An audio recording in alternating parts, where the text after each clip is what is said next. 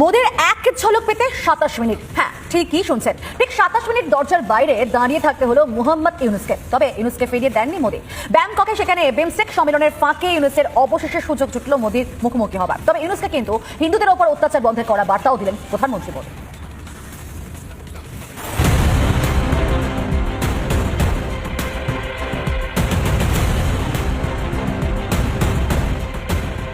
ভালো করে দেখুন, একদিকে বসে আছেন ভারতের প্রতিনিধিরা, মূল আসনে বসে আছেন প্রধানমন্ত্রী মোদি, কথা বলছে নিজের পার্শ্বদের সঙ্গে।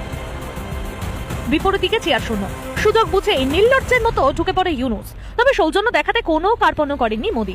নমস্কারের প্রত্যুত্তর দিতে দেখা গেল ইউনুসকেও। এরপর একে একে ঢুকে পড়ল মৌলবাদী ইউনুসের দলবল। 27 মিনিট ঠায় অপেক্ষা করতে হলো ইউনুসকে। তবে বাংলাদেশের হিন্দুদের উপর অত্যাচারের আবহে ইউনুসকে কড়া বার্তা দিতে ছাড়লেন না মোদি। গঠনমূলক সম্পর্কে প্রতিশ্রুতিবদ্ধ Bharat.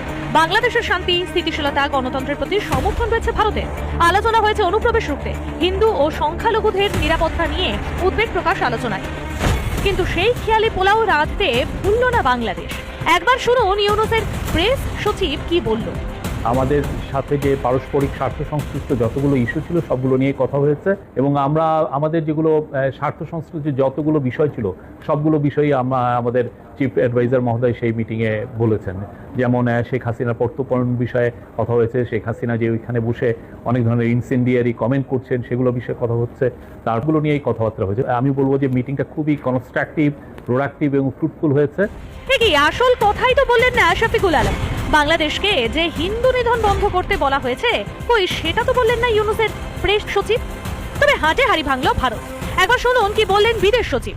Prime Minister also underlined India's concerns related to the safety and security of minorities in Bangladesh, including Hindus, and expressed his expectation that the government of Bangladesh would ensure their security, including by thoroughly investigating all cases of atrocities committed against them.